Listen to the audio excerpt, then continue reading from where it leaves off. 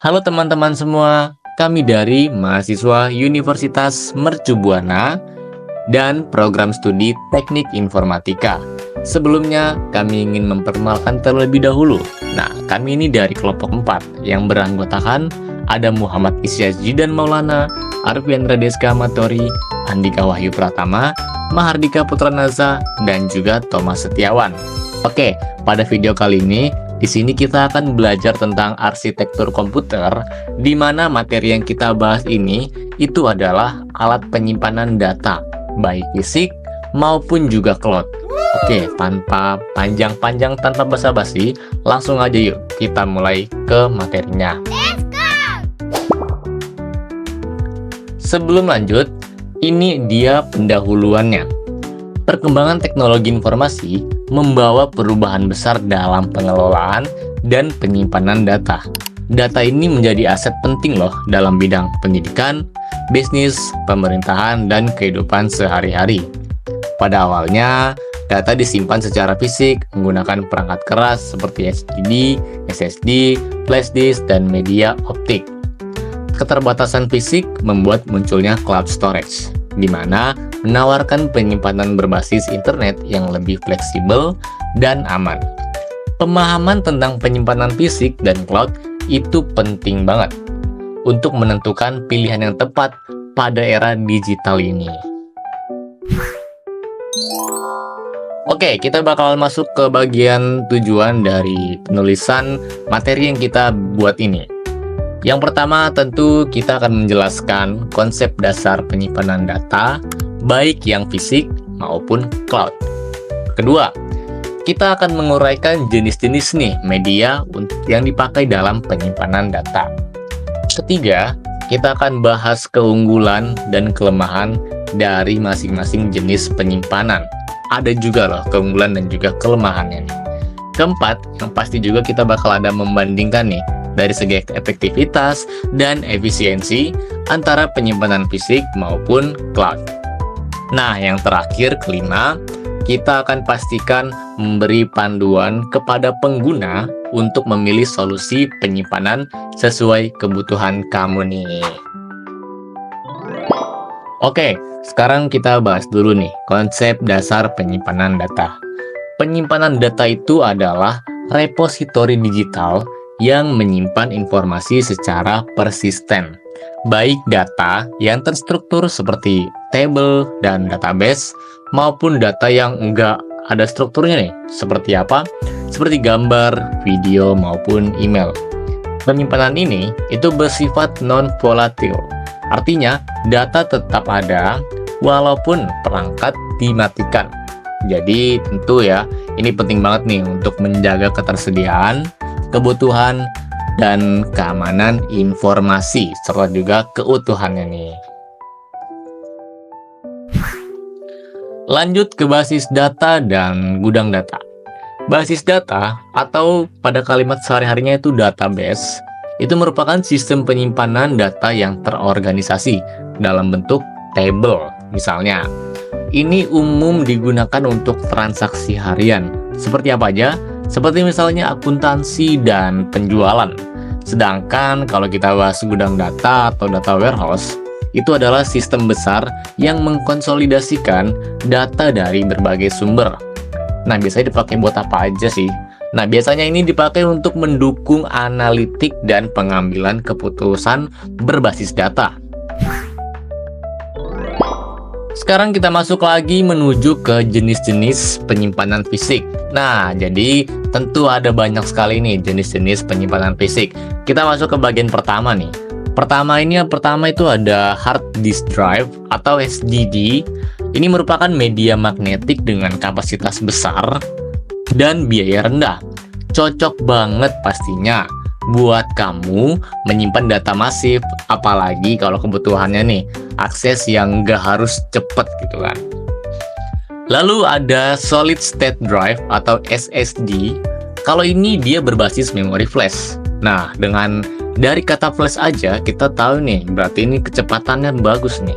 Kecepatannya lebih tinggi, lebih tahan guncangan juga, ideal banget untuk kebutuhan kinerja tinggi seperti apa aja? Gaming, server, dan laptop modern. Nah, buat yang suka gaming ataupun ingin pekerjaannya banyak dan cepat, bisa pakai SSD nih. Kita masuk ke jenis-jenis penyimpanan fisik yang bagian kedua. Nah, kalau tadi yang pertama itu ada SSD dan SSD, kita masuk kedua ini ada Network Attached Storage atau NAS. Ini merupakan sistem penyimpanan yang terhubung ke jaringan. Jadi, banyak perangkat ini bisa diakses bersama-sama. Biasanya ini dipakai buat apa sih? Nah, biasanya ini dipakai untuk backup file dan juga file sharing ya, berbagi. Terutama di rumah maupun bisnis kecil. Ada juga Direct Attached Storage atau DAS. Ini perangkat penyimpanan yang langsung terhubung ke komputer. Contohnya seperti apa? SSD eksternal. Mudah digunakan, tapi ada sayangnya nih. Sayangnya aksesnya terbatas, hanya bisa pada satu perangkat saja. Berikutnya ini ada jenis-jenis penyimpanan fisik yang ketiga. 1, 2 udah kita bahas masing-masing secara detail. Kita masuk ketiga nih, yaitu ada optical storage. Seperti apa? CD, DVD, dan Blu-ray. Nah, ini nggak asing nih. Kalau zaman dulu ini CD, DVD sering banget nih kita pakai buat setel lagu maupun video. Apa sih kegunaannya? Biasanya digunakan untuk backup data atau mendistribusi media. Lalu ada tape storage. Ini menggunakan pita magnetik dan meskipun kelihatan jadul, masih banyak loh dipakai buat backup skala besar. Karena daya tahannya ini bisa dibilang bagus banget nih dan juga kuat. Serta juga biayanya yang rendah. Nah, tape storage pasti pada nggak asing kan, yang pita-pita warna hitam itu. Kita lanjut ke format penyimpanan data. Ada 3 model utama yang kita bahas terlebih dahulu dan kita kulik di sini. Pertama itu ada file storage. Nah, ini nggak asing didengar nih buat teman-teman semua pasti nih ya. Biasanya yang megang HP, laptop, komputer, pasti ada nih di file storage-nya untuk menyimpan data kalian. Yaitu adalah penyimpanan dalam bentuk hierarki file dan folder. Ini cocok untuk penggunaan umum, buat semuanya sangat cocok. Tapi ada kurangnya. Kurangnya ini adalah kurang optimal untuk volume data besar. Berikut ada block storage, di mana data ini dipecah menjadi blok kecil-kecil. Ini biasanya dipakai untuk server database ataupun aplikasi dengan performa tinggi. Ini jarang kita dengar karena memang ini tidak diperuntukkan untuk penggunaan umum, hanya penggunaan seperti database maupun aplikasi-aplikasi. Terakhir ada object storage, di mana ini fungsinya untuk menyimpan data tidak terstruktur sebagai objek mandiri dengan metadata. Ini sangat cocok buat cloud storage dan tentunya penyimpanan skala besar. Oke, jadi udah tahu nih kan formatnya ada apa aja, jadi kalian bisa pilih sesuai kebutuhan kalian. Nah, sekarang kita masuk ke definisi cloud storage. Cloud storage itu apa sih? Nah, cloud storage ini adalah teknologi yang memungkinkan kita untuk menyimpan dan mengakses data lewat internet. Datanya ini kita simpan di server pusat nih, yang dikelola penyedia layanan. Artinya, kita bisa mengakses data dari berbagai perangkat tanpa kita harus bergantung pada perangkat keras lokal. Udah paham kan nih ilustrasinya? Jadi udah pasti terdapat ada pusat yang dikelola oleh penyedia layanan untuk kalian bisa menyimpan data-data dan tentunya bisa mengakses menggunakan perangkat apapun. Ada beberapa jenis cloud storage nih. Pertama itu ada public cloud, di mana ini merupakan layanan berbagai sumber antara banyak organisasi, biayanya ini lebih murah, dan skalabilitasnya tinggi loh. Kedua ada hybrid cloud, gabungan public dan private cloud, supaya lebih efisien dan juga aman. Nah, kita bahas private cloud-nya nih. Private cloud adalah infrastruktur cloud yang dikhususkan untuk satu organisasi, jadi lebih aman dan kontrolnya juga lebih baik nih. Terakhir ada multi-cloud, di mana ini menggunakan beberapa penyedia cloud untuk mengurangi resiko ketergantungan vendor.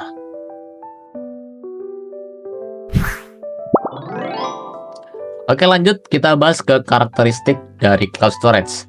Ini ada banyak loh teman-teman. Nah, kita akan bahas satu persatu secara lengkap dan juga pastinya secara sederhana. Pertama itu ada virtualisasi, yaitu pengguna ini nggak berhubungan langsung nih dengan perangkat fisik. Kedua ada kolaborasi, di mana ini banyak pengguna bisa mengakses dan mengedit file bersama secara real time atau waktu pada saat itu juga. Ketiga ada aksesibilitas.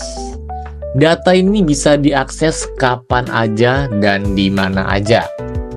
Keempat ada skalabilitas. Nah, kalau ini itu kapasitas penyimpanan mudah ditambah atau dikurangi. Terakhir ini ada keamanan. Dilengkapi dengan enkripsi data, autentikasi 2 faktor, dan backup otomatis. Dari kelima ini, kalian sederhananya cukup menghafalkan dari arti-arti pada karakteristiknya. Seperti virtualisasi berarti dia dari kelima. Ini pokoknya diulang ya yang pas bagian dari kelima ini. Dari kelima ini, kalian cukup memahami aja dari arti pada kalimat-kalimat karakteristik tersebut. Karena apa? Karena semuanya sama sesuai pada arti dan juga fungsinya masing-masing. Sederhananya seperti itu teman-teman. Apa sih keunggulan cloud storage?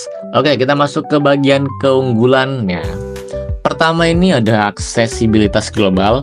Nah, data ini bisa diakses dari mana aja selama kita mempunyai internet untuk mengaksesnya.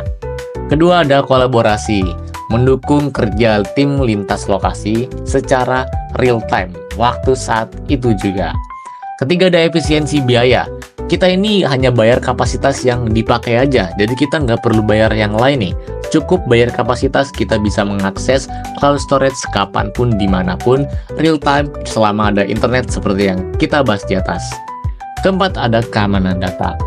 Ada backup otomatis, enkripsi, dan pemulihan bencana. Jadi kalian nggak perlu khawatir bakalan hilang nih data-data yang udah kalian simpan, data penting. Misalnya data perusahaan atau data pribadi juga yang penting menurut kalian. Terakhir ada skalabilitas. Ini bisa kalian tambahin dan juga kurangin nih kapasitas tanpa harus beli perangkat keras yang baru. Nah, jadi beda nih seperti HDD atau SSD yang kita harus beli buat menyimpan storage kita. Oke, kita masuk lagi ke bagian bandingkan. Nah, ini bagian atau segmen yang cukup menarik buat kita bahas, buat kita kulik sama-sama nih. Antara cloud storage dan local storage. Keduanya udah kita bahas di atas tadi atau udah kita bahas sebelumnya.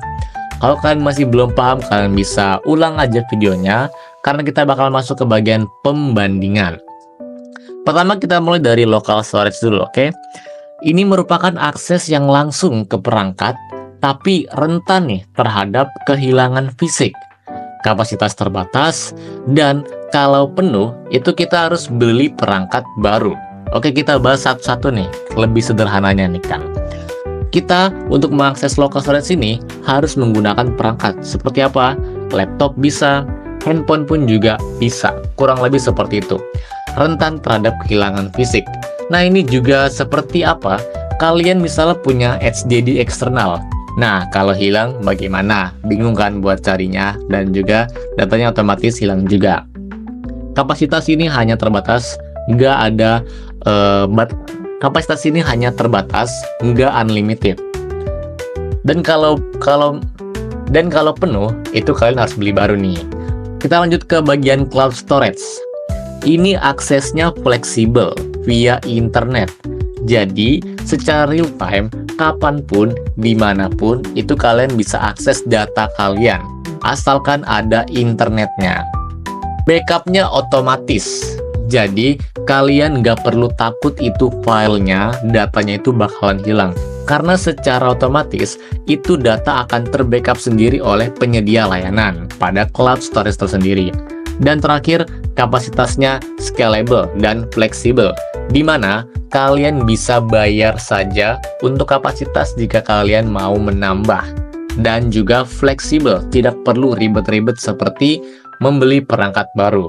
Nah, jadi itu ya guys ya, teman-teman, keunggulan yang bisa kita bahas dan kita bandingkan pada kedua storage yang kita bahas di materi ini. Jadi, kalian kira-kira tertarik yang mana nih?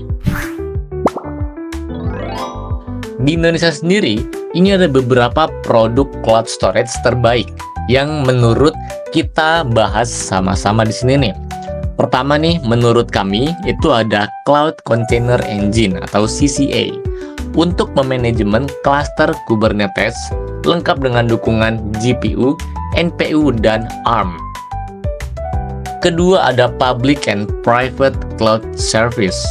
Ini fleksibel dan juga aman, bisa disesuaikan kebutuhan organisasi kalian. Terakhir ada Block Storage. Ini penyimpanan blok performa tinggi hingga 32 TIB dengan stabilitas tinggi. Oke, kita masuk ke bagian segmen terakhir, yaitu sampai di bagian kesimpulan. Kita udah bahas banyak nih, dari mulai apa sih itu local storage, apa sih itu cloud storage, keunggulan, perbandingan, kelebihan, kekurangan secara detail hingga kalian bisa memahami dan bisa tentu bijak pilih di era saat ini. Penyimpanan fisik memang memberikan kontrol penuh atas data, tapi terbatas dari segi kapasitas dan mobilitas. Sedangkan pada cloud storage ini menawarkan fleksibilitas, skalabilitas, dan keamanan tingkat tinggi. Pemilihan solusi penyimpanan harus mempertimbangkan kebutuhan aksesibilitas, keamanan, dan biaya. Dan integrasi keduanya ini bisa jadi pilihan terbaik untuk masa depan pengelolaan data yang lebih efisien. Jadi teman-teman, setelah kalian memahami dan menyimak materi yang kita bahas ini, yaitu alat penyimpanan data, fisik, dan juga cloud, kalian pasti kita jamin akan tahu nih apa kebutuhan kalian, entah itu cloud storage maupun local storage. Oke, mungkin sekian aja dari pembahasan pada kelompok kami kali ini. Kurang lebihnya mohon maaf. Wassalamualaikum warahmatullahi wabarakatuh.